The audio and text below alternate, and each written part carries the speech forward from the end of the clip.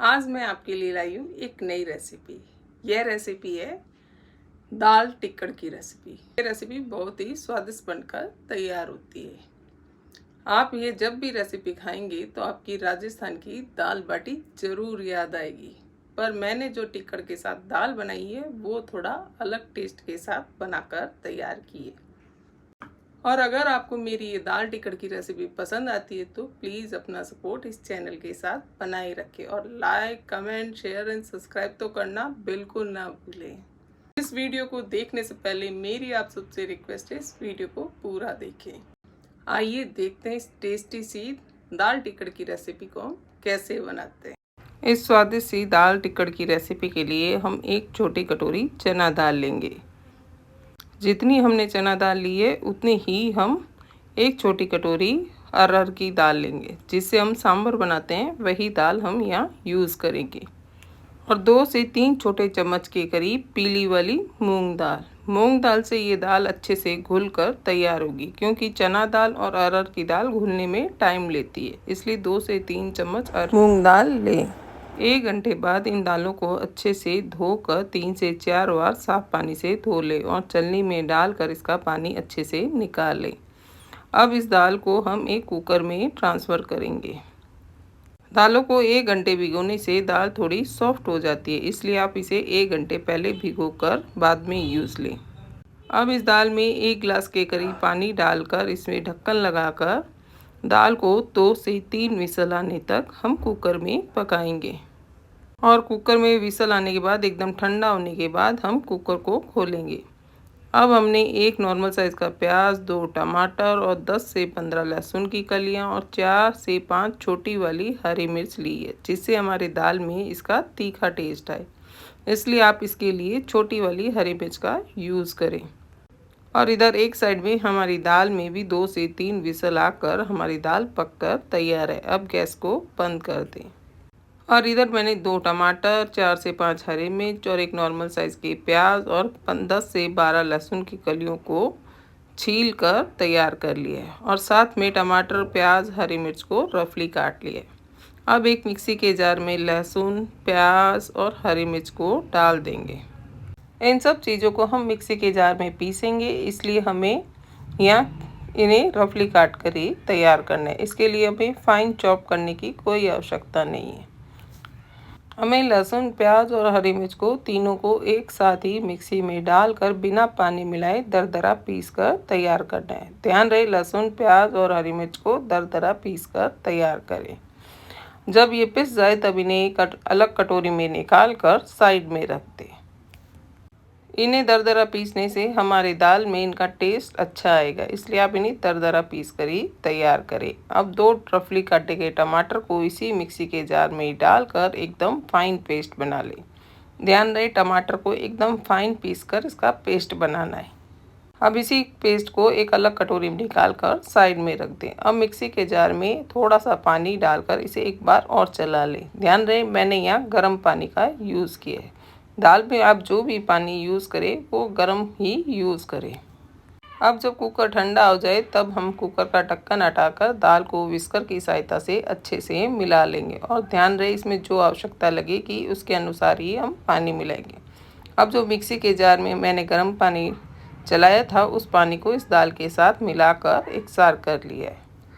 आप दाल में पानी इतना ही मिलाएं जितनी आपको पतली दाल चाहिए, क्योंकि ये दाल जैसे जैसे हम पकाएंगे और जैसे ये थोड़ी देर ठंडी होगी वैसे अपने आप ही गाढ़ी होती जाएगी। इसलिए पानी की आवश्यकता आप अपने अनुसार ही दाल में मिलाकर तैयार करें।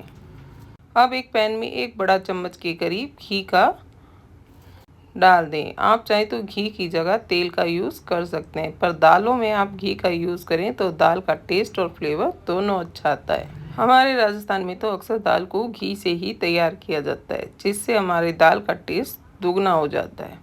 अब इसमें स्वाद अनुसार नमक, आधा चम्मच जीरा और आधा छोटा चम्मच के करीब काली सरसों जिसे हम राई बोलते हैं और थोड़ी सी इलायची पाउडर और 10 से 15 कड़ी पत्ते इसमें धोकर डाल दें। अब इसमें लहसुन, प्याज, हरी मिर्च के पेस्ट को जो हमने दरदरा पीस कर तैयार किया था उसे भी चलाते हुए थोड़ा सा 2-3 मिनट तक पका लें। घी में लहसुन प्याज को 2 से 3 मिनट पकाने के बाद इसे हम ढक्कन लगाकर इसका घी रिलीज़ होने तक और पकाएंगे, जिससे इसमें लहसुन प्याज का फ्लेवर और टेस्ट दोनों अच्छे से बैठ जाए। अब इसे अच्छे से मिलाकर ढक्कन लगाकर 2 से 3 मिनट और पका लें।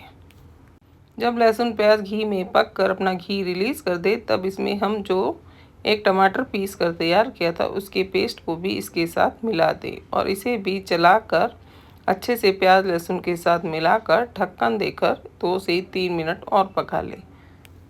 जब टमाटर अच्छे से पक कर अपना कलर चेंज कर दे और घी रिलीज़ कर दे, तब तक हमें टमाटर को इसके साथ पकाना है। ये देखिए हमारे टमाटर लहसुन प्याज पक कर अपना घी रिलीज़ कर दिया है। अब इसमें हम स्वाद अनुसार मसालों को मिलाएंगे। यहाँ मैंने 1 से सवा चम्मच के करीब लाल मिर्च पाउडर, आधा छोटा चम्मच के करीब धनिया पाउडर और 1/4 चम्मच के करीब हल्दी इसमें मिलाई है। अब मसाले को इसके साथ अच्छे से मिलाकर एकसार कर ले। इस दाल में आप लाल मिर्च की मात्रा थोड़ी ज़्यादा रखेंगे तो इसका स्वाद बहुत अच्छा आएगा, क्योंकि टिक्कड़ के साथ तीखी दाल का स्वाद बहुत अच्छा आता है। इसलिए मैंने यहाँ छोटी वाली हरी मिर्च का भी यूज़ किया था, जिससे हमारी दाल में थोड़ा तीखा टेस्ट आए। जब मसाले अच्छे से पक कर अपना घी रिलीज़ कर दे, तो यहाँ आधा चम्मच के करीब गरम मसाला पाउडर भी मिला दें और साथ में थोड़ी सी कसूरी मेथी को हाथों से क्रश कर इसमें मिला दें। कसूरी मेथी और गरम मसाला डालने के बाद इसे भी मसालों के साथ मिलाकर 1 से 2 मिनट तक अच्छे से पकने दें, जिससे गरम मसाले का फ्लेवर इसमें अच्छे से आए। अब इसमें जो हमने दाल को मिलाकर तैयार किया था उसे मिला दें और कुकर में भी थोड़ा पानी डालकर बची हुई दाल को उसमें मिलाकर अच्छे से स्पैचुला से एकसार कर लें। ये देखिए हमारी दाल कितनी अच्छी और टेस्टी बनकर तैयार हुई है।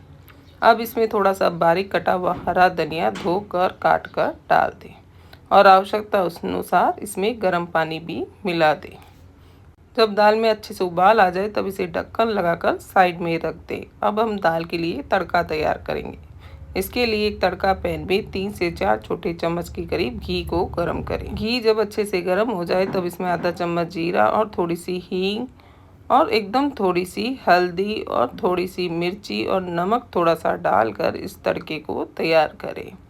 अब इस तड़के में हम थोड़ी सी कसूरी मेथी और क्रश कर मिला देंगे। साथ में एक सूखी लाल मिर्च को मिलाकर इसमें चम्मच की सहायता से मिर्ची को इसमें मिलाकर एकसार कर लें। अब इस तैयार तड़के को हम गर्मा गर्म दाल में डाल देंगे। इस तड़के को दाल में मिलाने के बाद हम इसमें जो हमने तड़का पैन यूज़ किया उसमें 1 चम्मच दाल और डालकर इस पूरे तड़के को इस दाल में मिला देंगे। ये लीजिए हमारी दाल टिक्कड़ रेसिपी के लिए हमारी दाल एकदम परफेक्टली और स्वादिष्ट दाल बनकर तैयार है। अब हम तैयारी करते हैं टिक्कड़ की। दाल के साथ सर्व करने के लिए टिक्कड़ के लिए मैंने 5 कटोरी गेहूं का आटा लिया है और साथ में 4 से 5 चम्मच सूजी बारीक वाली यूज़ की है। सूजी को इस गेहूं के आटे के साथ मिला दें। मैंने यहाँ नॉर्मल घर पर जो रोटी बनाते हैं वो गेहूं का आटा यूज़ किया है। बाकी हम टिक्कड़ के लिए मोटा आटा यूज़ करें तो हमारे टिक्कड़ और भी स्वादिष्ट बनकर तैयार होंगे। अब इसमें स्वाद अनुसार नमक और आधा चम्मच के करीब अजवाइन को क्रश कर डाल दें और साथ में 5 से 7 छोटे चम्मच के करीब घी को इसमें मिला दें। 1 कटोरी आटे के लिए 1 चम्मच सूजी एकदम परफेक्ट है।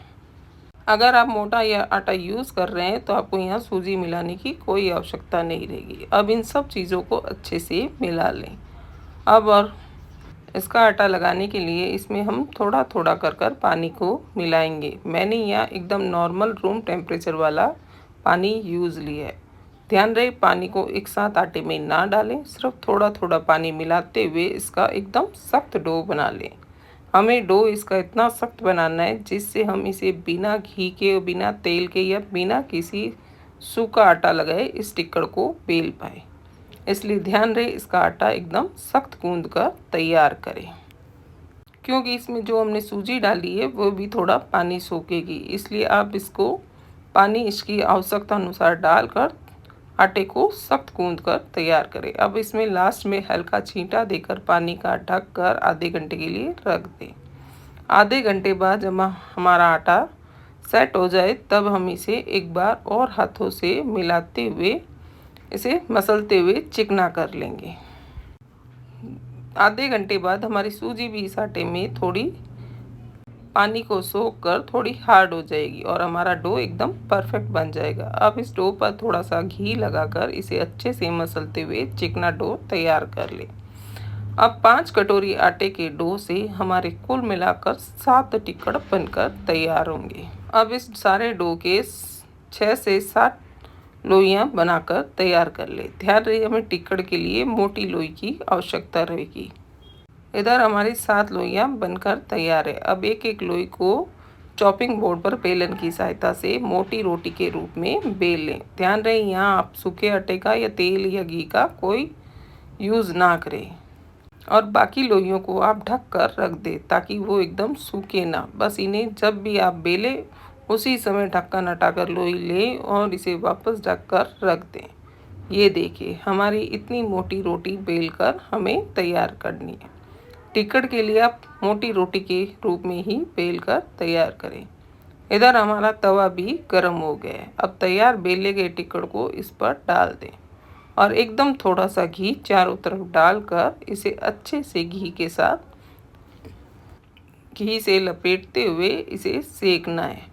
जब ये एक साइड से सिकेगी तब हम इसे दूसरी साइड से पलटेंगे, पर इसे सेकने के लिए हमें एक ढक्कन की आवश्यकता रहेगी।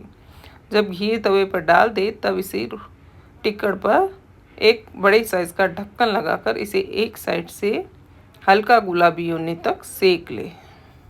जैसे हमारी नॉर्मल रोटी एक साइड से सिक जाती है तब हम उसे पलट देते हैं, सेम वैसे ही हमें यहाँ इस टिक्कड़ को भी पलटते हुए दूसरी साइड से सेकना है और हल्का सा घी लगाकर इसे ढक्कन लगाकर दोबारा से सिकने के लिए छोड़ दें। आप इस टिक्कड़ को सिकने के लिए आप गैस की लो को एकदम लो टू मीडियम कर दें। जब टिक्कड़ एक साइड से एकदम परफेक्टली सिक जाए तब इसे चिमटे की सहायता से पकड़ लें और गैस पर चिमटे की सहायता से इसे डायरेक्टली दोनों साइड से एकदम हल्का हल्का लो टू मीडियम आंच पर सेक लें। ये देखिए हमारे टिक्कड़ कितना आसानी से और परफेक्टली सिक कर तैयार हो रहा है।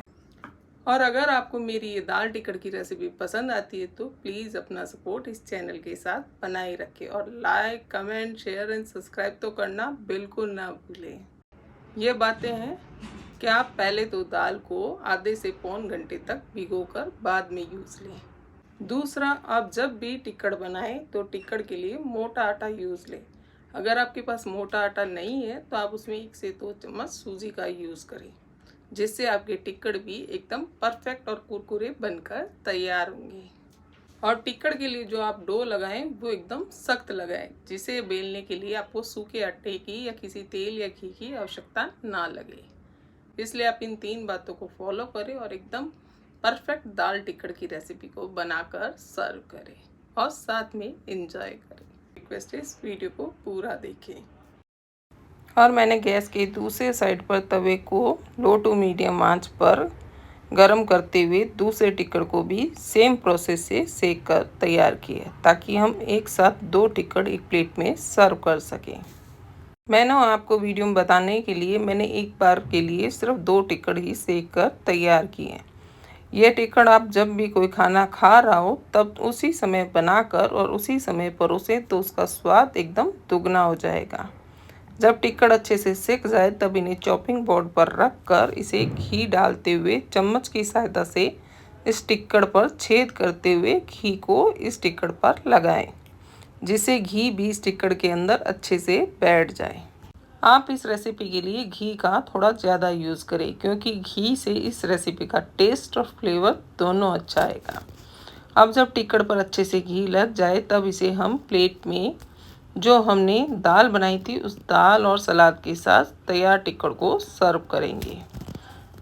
यह टिक्कड़ ऑथेंटिक रूप से तो चूल्हे पर सेक कर तैयार किया जाता है। इन टिक्कड़ को धीमी धीमी आंच पर चूल्हे के अंगारों पर सेक कर तैयार किया जाता है, उससे इसका टेस्ट और अच्छा आता है और साथ में टेस्ट लाजवाब होता है।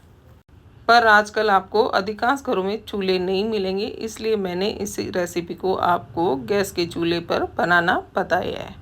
आप भी इस रेसिपी को अपने घर पर चूल्हे पर आसानी से बना सकते हैं। इस दाल को सर्व करते समय बारीक कटा हुआ हरा धनिया डालकर सलाद और दाल के साथ टेस्टी टिक्कड़ की रेसिपी को सर्व करें।